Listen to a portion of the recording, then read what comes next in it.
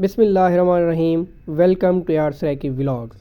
Saraiki vlog की video देखने वास्ते जुड़े रहो। आओ तो अगू दिखेंदे अज दा कम ते वीडियो का आगाज़ बिस्मिल्लाह दे नाल करेंदे हैं। तो जेडे दोस्त चैनल ते नवे वे चैनल सबसक्राइब कर गिनो, बेल आइकन प्रेस कर गिनो ताकि तो आने वाली हर वीडियो तारे तक पहुँचती रहे। आओ जी, रोड़ा उतरदा पे फर्शें वास्ते लैवल निकलते पे फर्शें दे। वज़ू खाना वाशरूम वाशरूम की जा है उत्ते शटरिंग थी पी है तले वाशरूम बाद बन सन छत पर छोड़ने बाद ये मस्जिद का साइड व्यू है पिया। ये दुकान है इस साइड के उत्ते वाशरूम की नाल ही ते ओ मेरे को पै गया ने बदका ओ वंजण दियो ओ मेरे को वंजण दियो छड़ दे ए जी बदगन लग गया मेरे पिछों। ये मस्जिद का जोड़ा है DPC तले भी साइड ते प्लस्तर थी पई है, ई साइड ते तकरीबन थी चुकी है तो परली साइड थोड़ी जी बच गई है।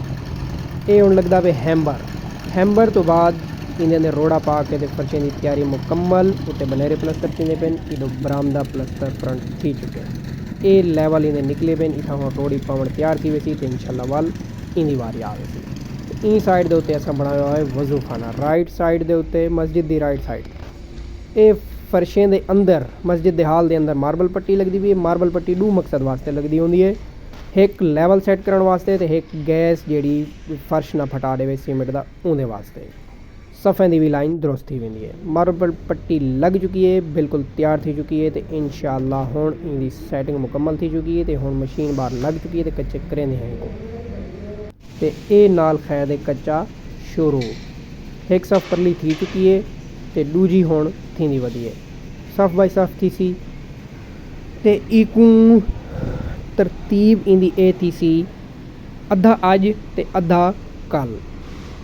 ये मिक्सचर लगी हुई है ई साइड ते ये नाल करेंदे वेंदे सैट करेंदे आंदन माल पौंदा आंदे पिछू फट्टी लगदी आंदी है ते नाल ही लैवल सैट थींदा आंदे ते उत्तों कसई थींदी आसी इको लोहे का गड़माला मार के नीरू मार के पक्का थी सी। ये लग गई मिक्सचर इन साइड के उत्ते। ये तो दिखा रहे पिंडों कने माल वेंदा खड़े इतों नज़दीक पौंदा हाई थी वास्ते। ये मिक्सचर बार मटीरियल पे सारा लेबर लगी हुई है।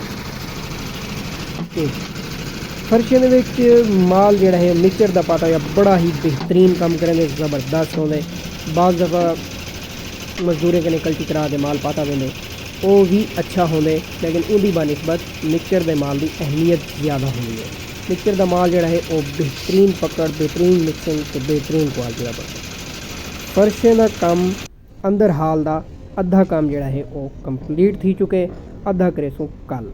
टोटल 7 सफ़ान जिन्हें 4 सफ़ा कर दी 3 बाकी रह गए तो इकू फाइनल करेसूँ सुबह तो हुण लगे वेंदे हैं बाहर वाशरूम दुकान इन्हें की छत शटरिंग की चुकी है तो BRBC जी इनकी छत तैयार करी गई है। अद कने नज़दीक पहुँची वही छत। मस्जिद की लैफ्ट साइड के उत्ते है वाशरूम वज़ू खाना दुकान, राइट हैंड पे वज़ू खाना।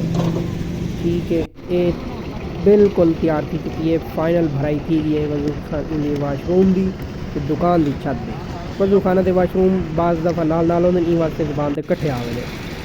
उन्हें दी छत भरी जाने के बाद ये हुण वज़ू खाने की छत भरी नहीं की है, ये शुरू की गई है।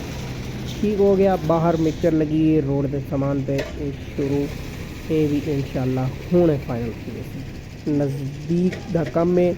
मटीरियल मौके दे मौजूद है, जल्द अज जल्द थी सी कम स्पीड नाल थींदा पे ज़बरदस्त थींदा पे। अल्हम्दुलिल्लाह खिंच के रखा है। मौसम ठंड दे सर्दी दे लेकिन वल भी कम अपड़ी जा ई जिगरा काम करेंदे जेडे ट्राली छेके उत्ते पेंदे पे माल ते ये बिल्कुल फाइनल कर चुके नज़दीक ला दिते ने काम को ज़बरदस्त गोडवार।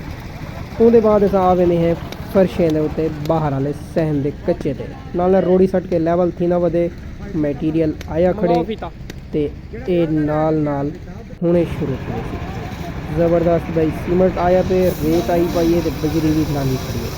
नाल मटीरियल को कंटिन्यू रखना तो इको मेनटेन रखना बहुत बड़ा जिम्मेदारी का काम होवे और बड़ा औखा काम होवे। तो लेबर लगी हुई होवे तो मौके के उत्ते कम थींदे दौरान कोई रुकावट ना आवे। बाहर का कच्चा शुरू रस्ता ट्राली का बना के उन्हें बाद फटोफट सटन शुरू थी गया और इंशाअल्लाह बहुत जल्दी इको भी कंप्लीट कर गए। कम अद्धा निबड़िया वधे अद्धे तो बाद ये असां फाइनल भी कर गिदे अल्हम्दुलिल्लाह शाम थींदे तक कम जिहड़ा है वो तकरीबन फाइनल थी चुके थोड़ा जिहा बाकी रह गए। अज दी वीडियो इहो तक इंशाल्लाह नेक्स्ट वीडियो मिलसूँ अपना ख्याल रखसो अल्लाह हाफिज़।